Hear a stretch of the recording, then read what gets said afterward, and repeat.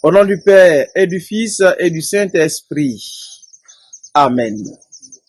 Qu'il vienne le Seigneur, c'est lui le roi de gloire. Bonjour à vous très chers abonnés de Parole de Dieu au quotidien. C'est un immense plaisir de vous retrouver encore sur notre chaîne préférée pour méditer ensemble la parole du Seigneur en ce 4e dimanche du temps de l'Avent année A. Que le Seigneur vous bénisse pour le temps que vous prenez pour nous suivre.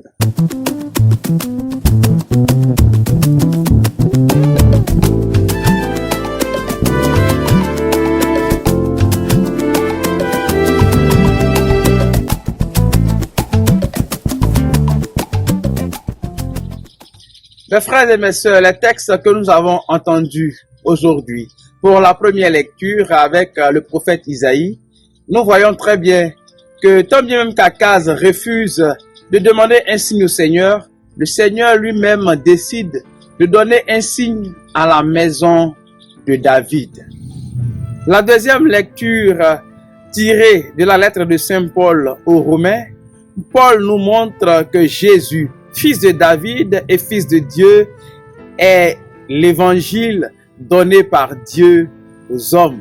L'évangile de Saint Matthieu que nous avons écouté nous présente l'accomplissement du signe de Dieu promis selon Isaïe.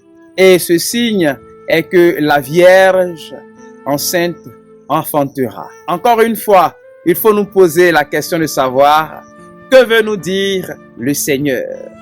Frères et sœurs, en ce 4e dimanche du temps de l'Avent de l'année A, les textes que nous avons entendus nous montrent l'action de Dieu au cœur de l'histoire humaine.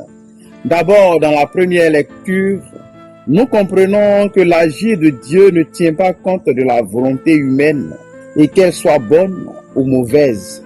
D'ailleurs, le psaume 115, verset 3 nous dit « Notre Dieu est au ciel, il fait tout ce qu'il veut. » Ensuite, la deuxième lecture, tirée de la lettre aux Romains, nous présente l'identité de Jésus notre Sauveur.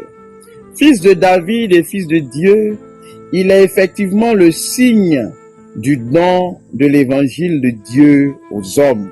Enfin, l'évangile nous aide à voir dans le récit de la naissance de Jésus la réalisation de la prophétie.